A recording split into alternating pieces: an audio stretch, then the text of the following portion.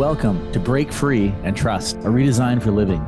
Join me, Chris. And me, Jacqueline, for real conversations about life, death, and everything in between. Learn to connect with your intrinsic power to grow and heal, how to laugh at your own humanness and not take life too seriously. Through healthy conversations between the feminine and masculine, you learn how to harness the power of relationship and the mirror to befriend your shadow and to trust that any obstacle that gets in your way is there to help you grow. Together, working at a practical level, you'll learn to trust that everything that is happening is for you, your growth, and ultimate freedom. Our circumstances don't matter. It's only how we relate to them that does. Get ready to befriend the wisdom of your body and the power of your mind. Break Free and Trust starts now.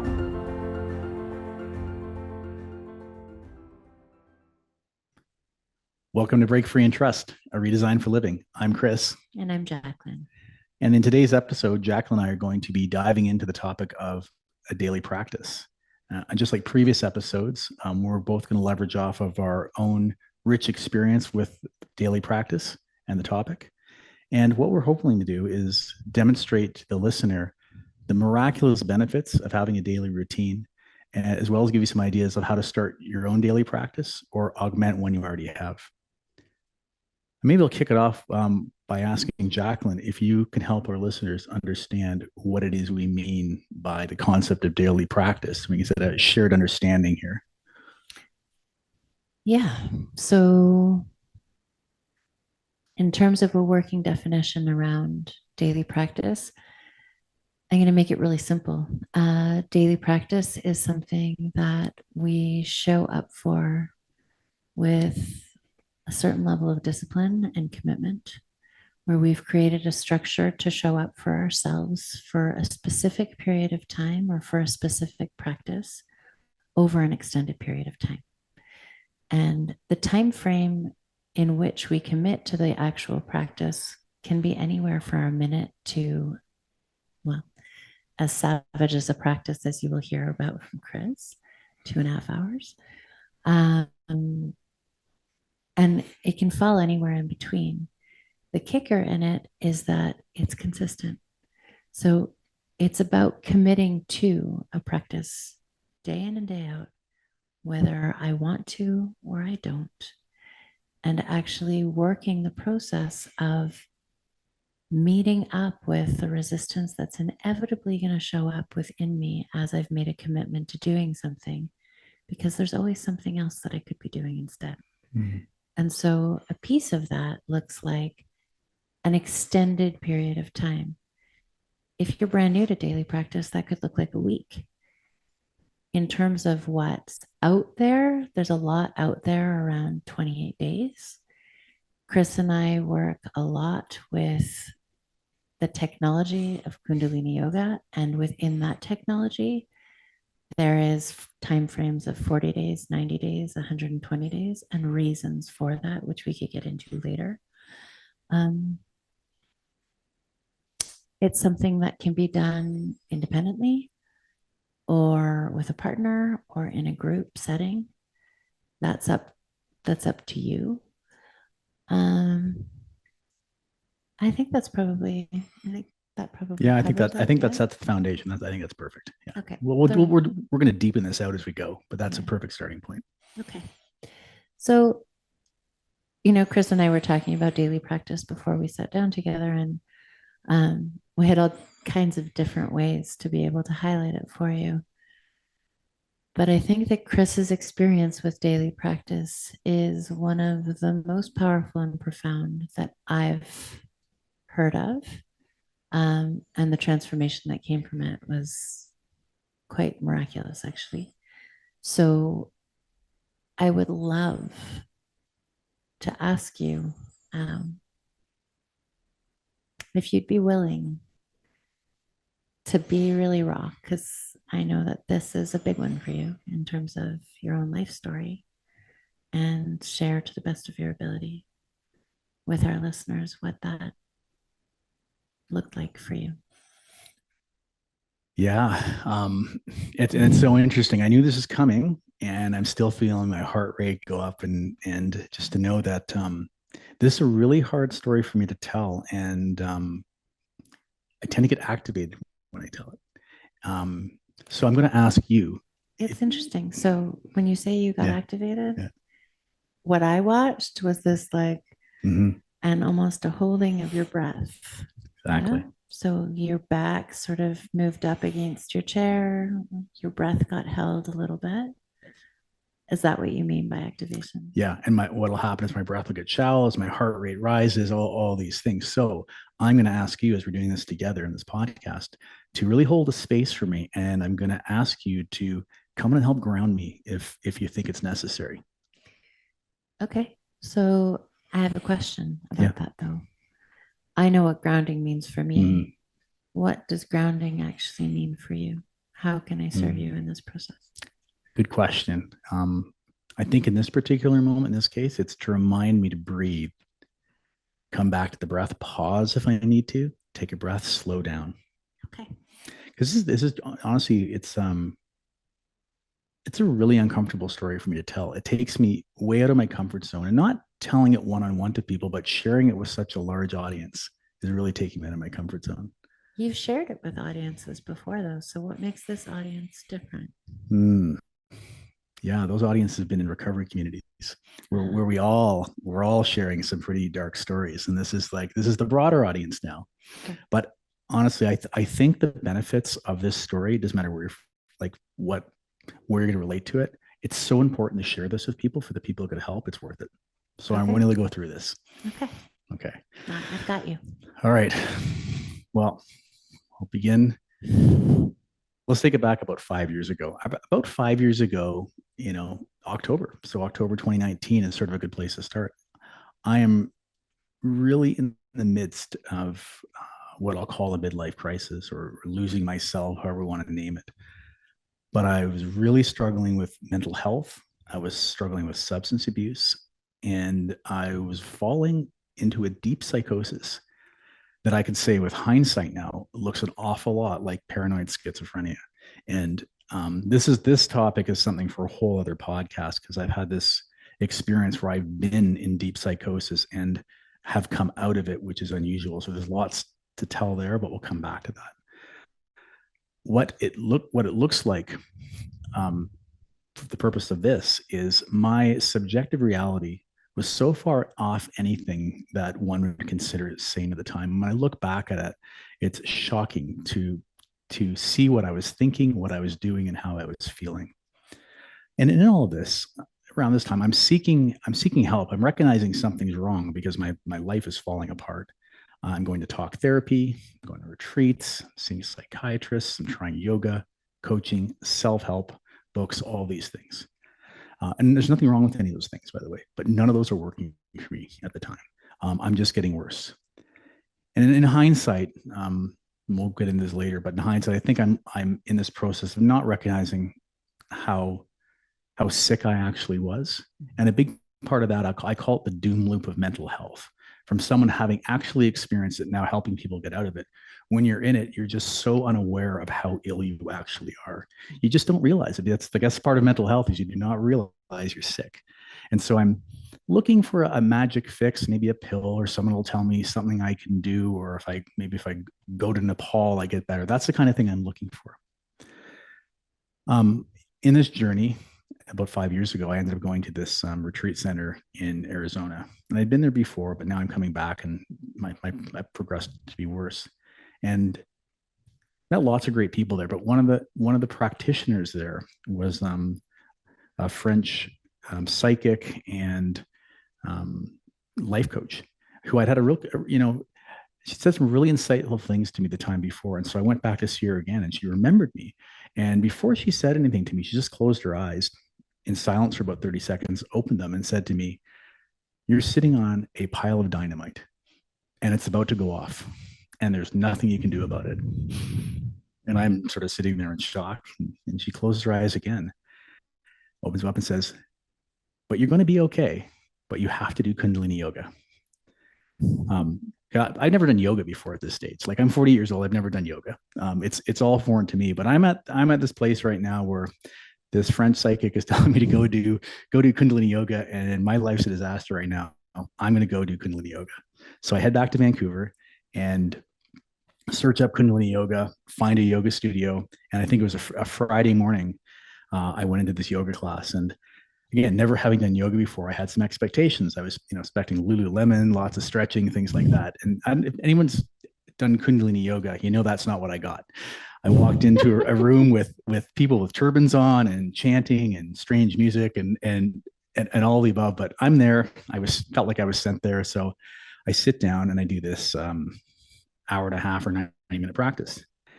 And I had an emotional experience in this practice like I've never felt before. Like a release of something, and I'm sitting there in a pool of my own tears. And the teacher comes up to me, and mind you, there's like 40 people in this class, and says to me, "I can tell that you've had a really profound experience in here. Just so I've gone through my own stuff in life, and I've found this practice to be transformational. Um, you might benefit from teachers training." But here's the rub. It actually starts today.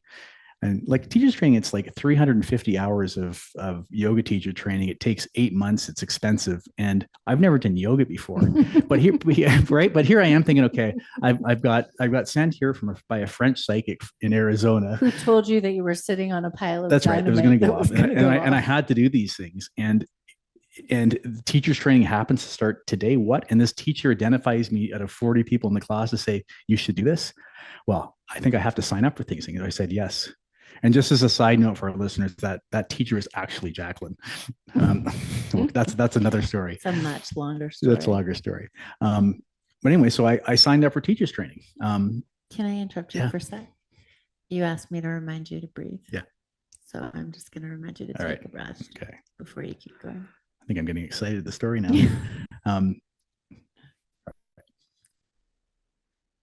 So it only lasted about a month in teachers training because I'm not well. But in this month, I got exposed to a lot of the ideas within the Kundalini technology. The idea of a repeated spiritual practice for consecutive days can lead to a calming of the central nervous system, a calming of the mind, all these other facets. But at the time, like I was a mess. I couldn't string together 3 days of a shower at that time, let alone like put some yoga practice into place. As I exit out of this teacher's training and put it on hold, I suppose, because I went back and finished it, my world was falling apart really fast at this stage. And I'm going to cut out some details here with respect to other people that were involved. But I hit my bottom on December 6th, 2019, where I found myself in a jail cell. That day was the utter annihilation of my psyche, right? It was the absolute destruction of me. My whole world had collapsed. I had done things that I couldn't imagine in a million years that I was even capable of. I'd hurt the people I loved. I'd broken so many hearts. And honestly, I didn't think I could actually bear the pain of going on living. And I still remember that like this moment where I'm in this cell by myself, thrashing around, like screaming in like an agony, clawing at myself. I don't know what kind of scene I looked like. Don't know how long I was doing it for, but I finally heard this little knock on the door, and I looked up, and there's the guard in the window, and he was sort of calmly just said, like, "Are you okay?" And it was just in that instance, like it paused me enough to just say, you gotta pull yourself together here. You got to find a way to get back together. And I looked at him and said, yeah, I'm okay. And it was just enough of a pause that something downloaded into me about, is there anything you remember from that yoga teachers training you did? Because it might come in handy here. And I don't know what led to this, but I got up, I sat down, got cross-legged, and I started repeating the names of my children, chanting them like a mantra over and over again. And I ended up being in this jail cell for 3 days because it was over a weekend. And if I wasn't sleeping, I was sitting there and I was chanting the names of my children over and over again. And in those 3 days, I don't know what happened, but my mind, my sanity was at least temporarily restored to a place that I had not been in a very long time. I actually could tell I was starting to think clearly for the first time, and I couldn't remember how long. I ended up getting released to go to a treatment center. By the grace of God, I had this opportunity to go to a treatment center and try to get healthy. My dad picked me up and took me to his place the night before going to this treatment center. And this is sort of when the next um, shoe dropped in this thing. Um, my mind was calm again. I was starting to think, and I was starting to go back to what I'd learned in this brief stint with teachers training. And I'd read a lot of the materials in it, and I'd come across something when it came to daily practice that was called the Aquarian sadhana. Mm-hmm. And it's a daily practice that devoted Kundalini yogis will do every day. It is and the other thing I remember reading in that is that if you were to do this practice every day for 90 days, it would change your brain. I was in desperate need of a brain change. And I thought, why? Like, I have nothing to lose. Why don't I try to commit to doing this particular practice for the entire time I'm going to be at this treatment center? But tomorrow I'm waking up my dad's house, so I'm going to start it tomorrow. I'm struck even just listening to the story that from a place of psychosis, that you could even have the wherewithal to be able to dive in to something that could help you. I've worked with people with psychosis, and I've seen the need to move into hospital versus the capacity to be able to actually step into practice. So I do want all of you listening to know that as he continues to tell his story, Chris is not the norm. Like, this is a miraculous story. It's a shocking story. But it's not the average person's experience. Yeah, like in that moment in the jail cell when I'm thrashing around, I'm either going to go be committed at that point, or I'm pulling myself together. And by grace, I had a French psychic send me to a Kundalini yoga teacher that got me to teachers training, that got me to think about this idea. And so there's a lot of grace here. And the thing about this daily practice that I chose, it's completely savage, as Jacqueline talked about earlier. Like, you get so check this out. You get up at 3:30 every morning, you have a cold shower, and then for 2.5 hours, you follow a sequence of prayer, yoga, and mantra type meditation. And you do that every day for however long you do the practice. There's no way. And as I said, I couldn't string 3 showers together the week before, but here I was saying, this is what I have to do, and I know I have to do it. So I showed up at the treatment center the next day, and I learned that treatment centers aren't yoga facilities. So this idea that I have this big plan in my mind that I'm going to do this big daily practice. Well, where am I going to do it? And I realized right away that if I'm going to start this next day, I've got to make a plan here. So I managed to get a meeting with the amazing owner of this treatment center, told her what I wanted to do. They looked at me like I was completely crazy, but they happened to have a counselor that worked there. There was a Kundalini yoga teacher. So they called him, and he said, you know what? It can be really helpful with addiction, and it can't hurt unless he, gets too tired of the programming. So I made a deal with him. If I was too tired to do the programming, I would stop. But the setup was, I would, leave my room with the roommate at 4 o'clock in the morning, go to the main TV room, and I'd do the yoga there. The problem was the meditation involves repeating a mantra. So chanting. The walls are really thin in this place. So where were they going to do that? Well, they had an idea. There was this little phone room down in the basement that was soundproof, but it really was, all you could do was put a little chair in there. That was my little meditation room. And it was going to be that for a long time. So I just want to stop, because for all of you, as we move through the story and continue through it, and you're thinking about daily practice and where you're going to set yourself up and where you're going to put your temple, and where you're going to do all of these things to make this beautiful environment for yourself. None of that's relevant. It's nice, but none of it's relevant. Little phone booth in the basement of a treatment center is all you really need. Yeah. And so, again, by somehow found the energy and the grace to get up and do that for first 10 days. And why I say 10 days is important, because it was that 10th day for me where I was like, something's changing here. I'm feeling this, like something's going on with me. I don't know what it is, but I'm thinking differently. I'm relating differently. I'm starting to take personal responsibility and see my part in all these things. And then it kept me going to 30 days. And by 30 days, like, other people are noticing, whoa, what's going on with this guy? His something's different with him with respect to how he's interacting with everybody, what his mood like. He went from this shaking mess to now he's calm. So other people are noticing it. And by the time I got to this 42 days, that's the end of the stint at the primary care treatment center.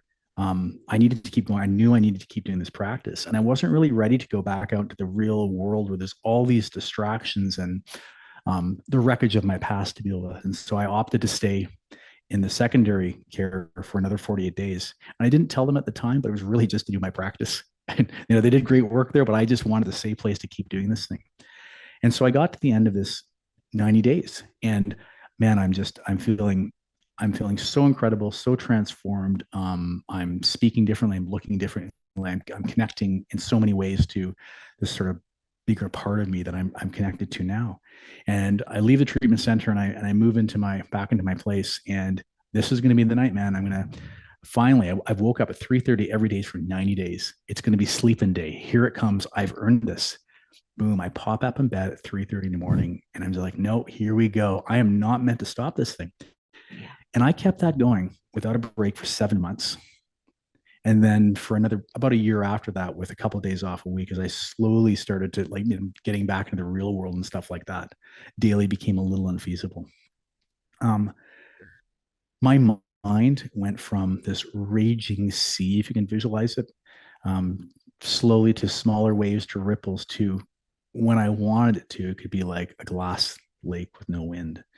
The way I saw the world and my part in it was completely transformed. Any ounce of victimization in me had been squeezed out, and I wanted to take responsibility for everything.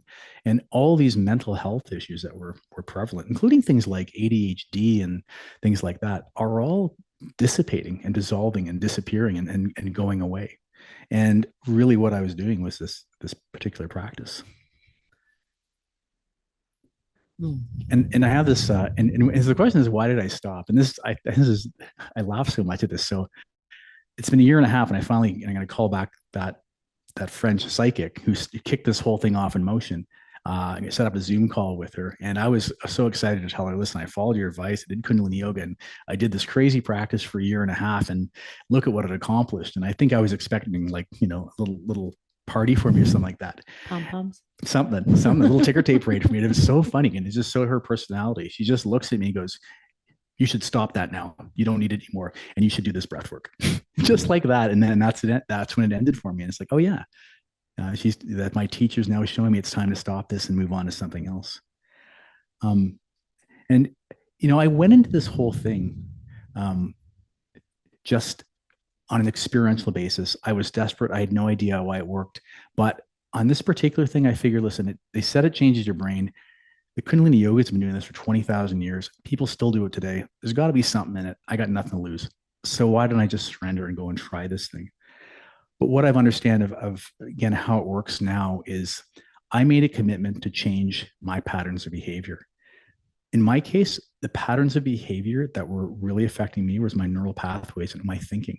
And by grace, I lucked onto yogic practices. And yoga is effectively the mastery of the thought wave. And I went on to a practice that really went at mastering and changing the way our minds work. And it did. That repetition also sent a message to my body that wanted to change, it wanted to do something different. And believe it or not, getting up at 3:30 in the morning just for you is the greatest act of self-love you can give yourself. And your body and your psyche starts to feel that I'm important, I'm worth something. This guy's getting up at 3:30 and prioritizing me for the first time in my life. And so the body starts working with you.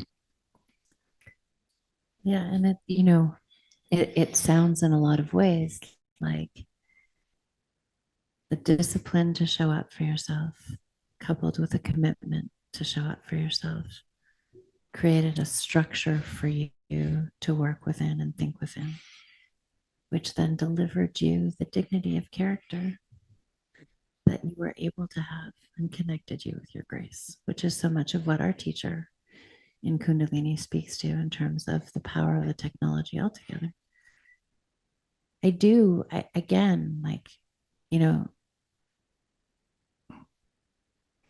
really want to acknowledge that you say, like you said, it was a choice. I don't actually think that this was a choice at that moment. No, it wasn't. That choice wasn't something I think that your brain would have been able to make. There was a decision that was made. And I think it was probably beyond you on some levels to give you the capacity to commit the way that you committed. There's a desperation, right? And it's not often that we see that kind of commitment to a daily practice without a level of desperation. And it's why I've said so many different times over so many years that the people that I tend to respect the most in the world are those that have been brought to their knees, because it's in being brought to your knees that you can surrender all of the shit that you would normally resist everything with.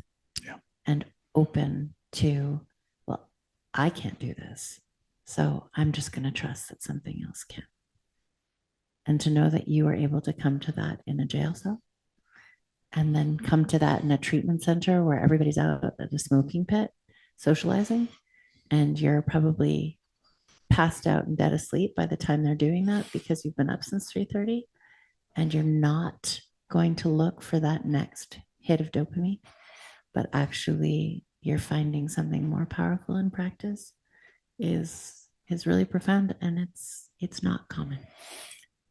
Yeah, and that again, that's that surrender or desperation, because like I couldn't get up, and I don't feel like right now, because I don't have the need, could I get up and do that practice every day for 90 days right now? I don't think I have it in me. But at the time, I couldn't stop doing it. Yeah. Like there was a force pushing me forward that I've never been exposed to before, and it just would not let me stop, and it kept me going for a long time. That is the surrender. That's the gift of desperation. And yeah, just I think we need to take a break in a second here. But I just, as you mentioned, like being this guy doing this practice in a treatment center where everyone's out in the smoke pit, I was like, I must have looked like the oddest duck to these people. But you know what? People in recovery tend to be beautiful people, so they made me feel included, anyways. So with that, I think we'll take a little break. We'll be right back.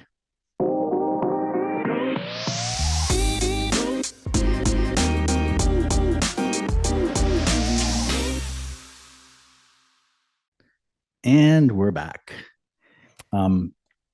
So I just finished taking us through my story, and my story is a real profound bookend experience with daily practice. Jacqueline, yours is different. You've been involved with daily practice for most of your life, as I gather it. And in fact, you've actually just finished teaching, guiding a daily practice for 3.5 years. Why don't you tell us a little bit about your journey here? Well, I think before I tell you about my journey, I do have to comment on the power of your story. And, like most things in our life, we do things so differently. Your story is like climbing or falling off of Mount Everest and then climbing back up it. And as I'm looking out the window here in Calgary, I feel like mine is more like the foothills of Calgary.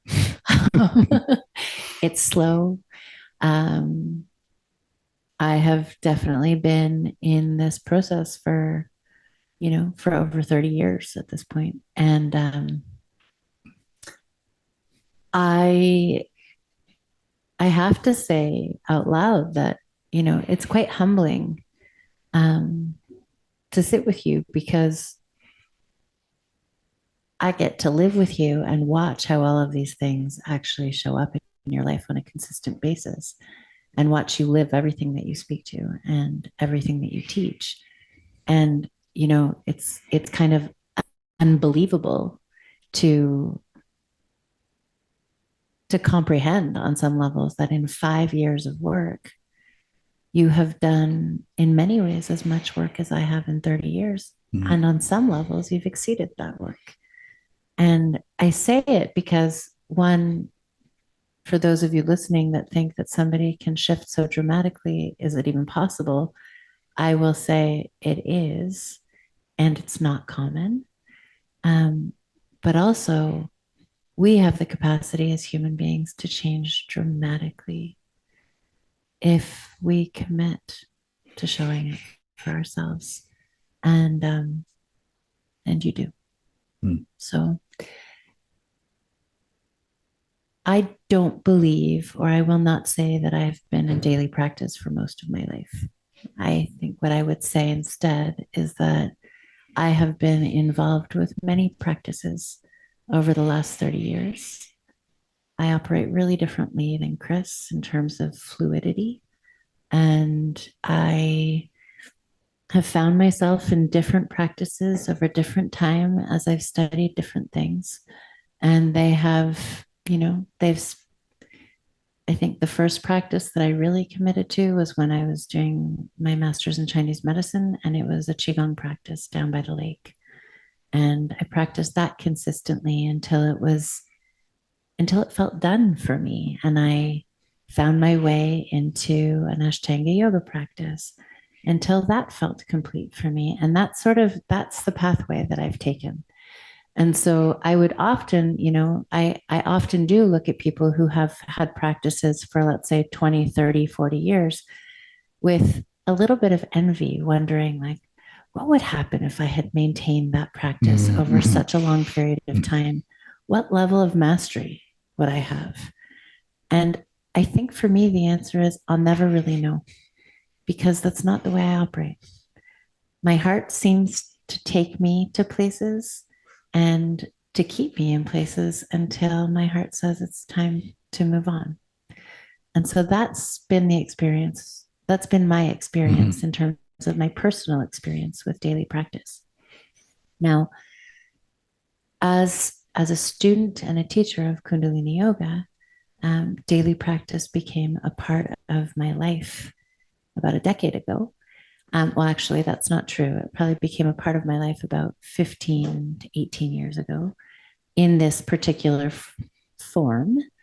And it has remained over time. So maybe one day I will be able to say I have a level of mastery over something, but it's certainly not what I feel like right now. Yeah. And rather than take you through each practice, because that's sort of an irrelevant piece of information at this point, I'll come back and start at the end, which was, or not quite the end, which was to speak to the daily practice community that you were referring to. Yeah, but just even in your story like this, you're moving in and out of these different that sound like beautiful practices. It sounds like it's a more of a pleasurable experience than I describe. So there's the difference there. My experience of my own growth and my own unwinding. I'm starting to love the word devolution instead of evolution, because that's actually my experience. Sure it's is. like an unwinding and an unfurling. Is it's been a slow process, and it has been beautiful, and it's also been painful in its own way. But daily practice for me, I'll put it to you this way. Daily practice for me has become so significant that that it sets a rhythm to my life. And I know I let it go at times. There are sometimes days, sometimes weeks. There's even been a month where I've been completely out of practice. And almost I hit a certain point each time and I'm drawn right back into it, because for me, rhythm is really important. Grounding is really important. And daily practice has become that grounding, and it sets a rhythm for my day. So I know when I'm in practice, and I know when I'm out of it. And it doesn't matter if my life is going beautifully or if something is going really out of whack. As long as I'm in practice, I can maintain a steadiness that keeps me present. So I'll tell you a short version of the story, or I'll try and make it short. I feel like I could take up the whole hour having a conversation about it. But about 4 years ago, it became clear to me that it was important. It was COVID. Studios were closing everywhere. I had been teaching a class every Friday for years and had developed and grown a community within that class.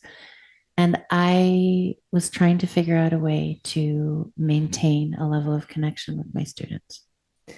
And during that time, I realized that there was an opportunity for me to begin to bridge many of the different modalities that I had studied together as an offering. So that included Kundalini Yoga, but what it really also included was five element Chinese medicine and being able to deliver a practice that could consistently support students through the seasons um, in harmony with what was going on in nature and in a way that would be short enough that nobody could say that they couldn't make it at a time of day where nobody could have an excuse as to why they couldn't make it, and pleasurable enough, at least to begin with, that people would want to show up. But I was scared. I was scared to do it on my own. Mm-hmm. And so I reached out to a dear friend of mine who I respect tremendously and asked her if she would do it with me. And she took a leap really quickly and said yes. And we started to deliver an online practice. And it was an online practice that was 40 days, 30 minutes a day. And people signed up. And we were kind of shocked that people signed up, but they signed up. And within 2 months of that, we did that practice once for 40 days and then decided to continue for a second 40 days. And by the end of that 40 days, something became very clear to me. The actual practice of teaching for that period of time was changing me. And was it the yoga changing me? Was it the breath work changing me? Was it taking the seat of teacher and holding space that was changing me? Probably all of the above. But it became clear that this practice was something that I wanted to take deeper, that I was really committed to, and I had a vision for, and I needed to do it by myself. And so the people pleaser in me was really knocked off of her throne because it was time for me to tell somebody who had taken a leap of faith and partnered me that I needed to continue, but I needed to continue on my own. Because you had this calling like you've had before, that the practice of teaching the practice was your practice, and that was your 100%. Yeah. And it was almost like, we talk about life purpose, or we talk about in the Eastern traditions, we talk about Dharma. It was very clear that I was stepping into something and I needed to do it. And it was okay if I ruffled feathers. It did ruffle feathers, and I really hurt a friendship. And it was something that I had to do. And so over the course of time, what happened was a village began to develop, a village of people that were showing up every morning, which was really blowing my mind in a lot of ways, because up until I started teaching daily practice, or I won't even say that, facilitating daily practice, I was the one who got to day 37 of a practice and bailed. Right. So I'm watching all of these people show up, and they're showing up consistently, and some of them every day. And I'm like, what's happening here? And what I came to really see was that, one, the collective was more powerful than the individual. That something was happening energetically within this little village that started out as like 18 to 20 people and ultimately hit 100 at one point. And something was happening energetically within the group that was carrying all of us. So it was like, you imagine a current that's taking you down the river, and some of you want to start swimming up current because you don't want to do it, but the current's getting so strong that we're all being carried by it. And it was beautiful because the practice changed every 40 days, but the structure of the practice didn't. But everything started to change over the course of time. We practiced together for 3.5 years. During that time, there were deaths, there were births, there were cancer diagnoses, there were divorces, there were marriages, including our own. And we held each other together with an energy that was beyond my comprehension, actually. And I stopped feeling so much like a facilitator. And I started feeling like I was walking with, practicing with, unraveling, unwinding, growing, transforming with. This community became, they were my students, they became teachers, they became friends. It was a practice that I never thought would end. Yeah. Until one day in June of this year, Chris and I were in the Okanagan for a party for one of my son's friends for the weekend.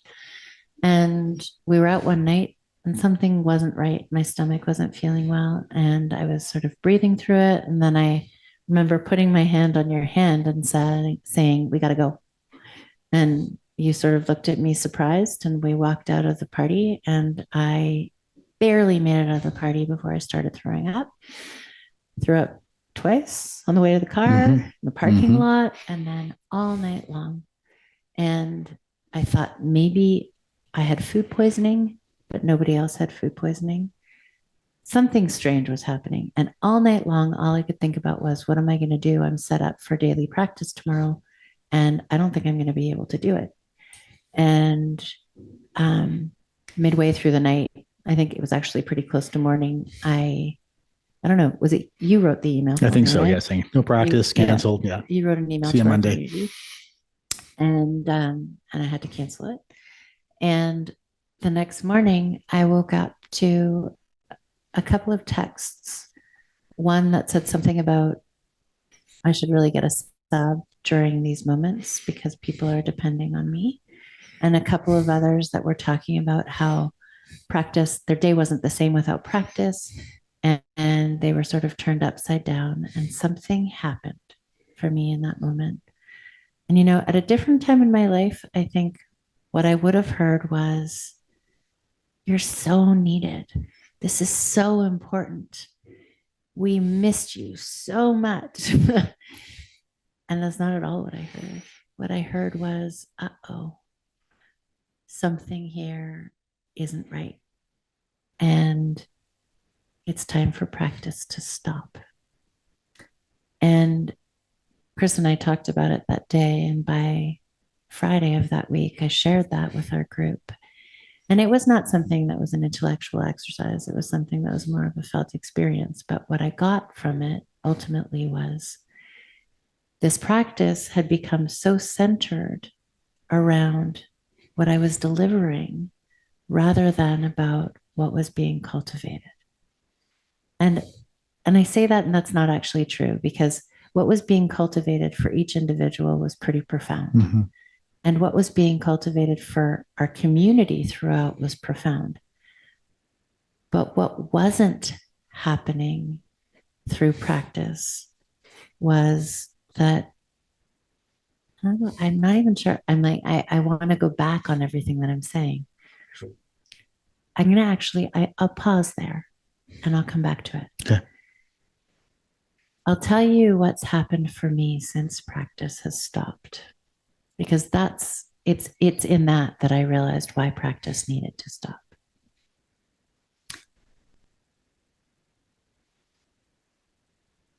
First, there was a little bit of relief that I didn't need to wake up every single morning at 6 o'clock to get ready for practice at 6:30. And then something shifted. Feelings started bubbling up. Discomfort started showing up. And life happened in such a beautiful way that if we had a longer time to talk about, I would share. And I'm happy to share with any of you who are interested. But life lined up in such a perfect way that I was in a situation where I was by myself for a very extended period of time, having to be with myself. And practice, as I've always understood it, is the whole purpose of daily practice is to be in relationship with ourselves.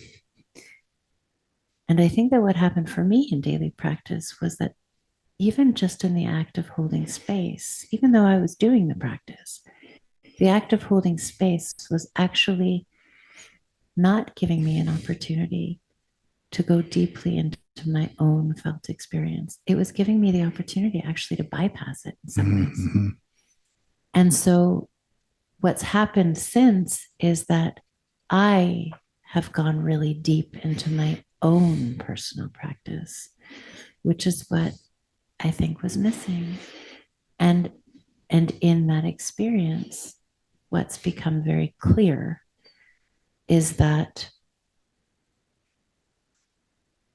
while daily practice is incredibly important, daily practice is also a way in which we can bypass ourselves. And all of the noise out there around daily practices, these 30-day practices, these 40-day practices, even our own on some level, created an opportunity to busy ourselves with different things, or created an opportunity for me to busy myself with different activities. And what I wasn't doing was feeling what was underneath all of those things. And so in the last month, my daily practice has changed dramatically. And just going to say, because what I hear you saying in there is that some daily practices, they're excellent at having you look at yourself. Other daily practices can get you distracted outside of yourself. Something like that? Yes. Or stop you from looking at yourself. I'm grateful that you stopped me because it was important, actually. And I would say yes and no. I can't judge anybody else's practices. What I can say is that our daily practice and the way that it was set up created an incredible foundation for something. And I think that it stopped at the time that it did because the foundation was set. Right. The foundation of consistently showing up. I mean, some people in that practice showed up every day. Now it's time to build on the foundation. Yeah. Now time to build the house. Yeah. The foundation's there. You know that you can show up every day for yourself. You know that you have the discipline. You know that you have the commitment. And now what? And for me, now what has become, now I'm going to sit with the discomfort that I've avoided. I think it was unconscious on a lot of levels most of my life. Now I'm going to sit with that discomfort, and I have the tools through daily practice to breathe with, to move with, to sit with, even to chant with my feelings and experiences and have them move through me in a different way. Yeah. And having witnessed that, what's really interesting is this sort of role reversal now, where I look at your daily practice now and all the stuff you do, and I'm like, well, that's sort of savage, actually, the meta stuff you're doing.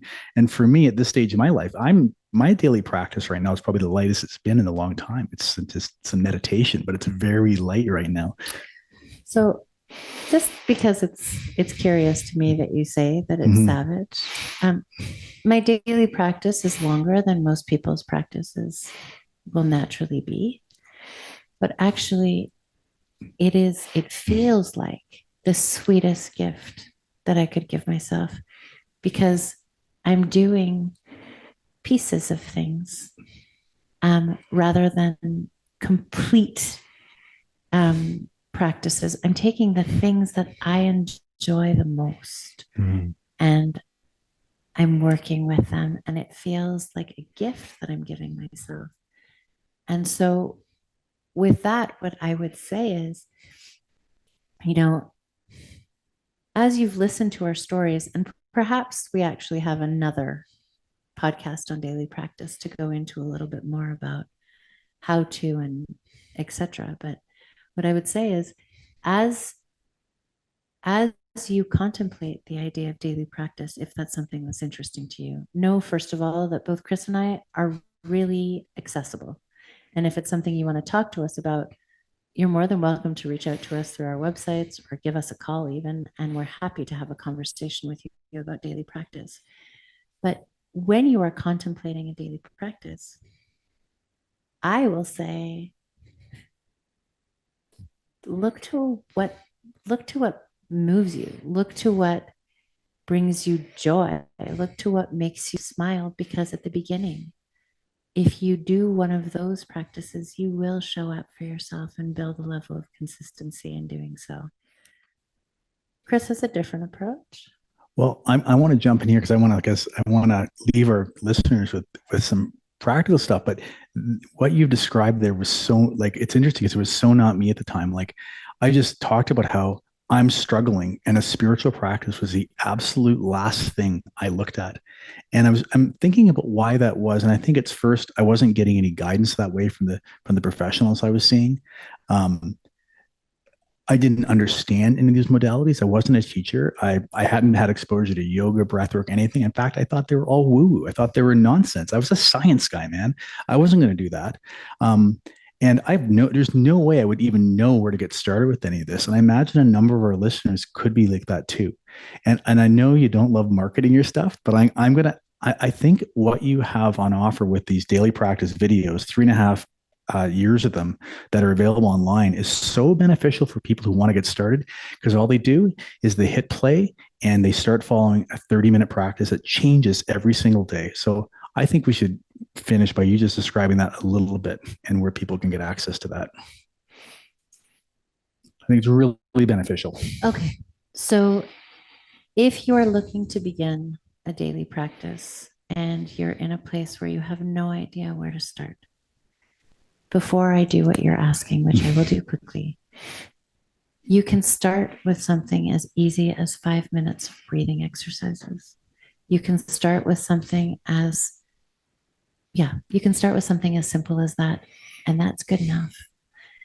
If you're wanting something a little bit more, the daily practice that I did with this beautiful group of people is something that was recorded. And there are about 6 practices per season that are available. They'll come out by the season.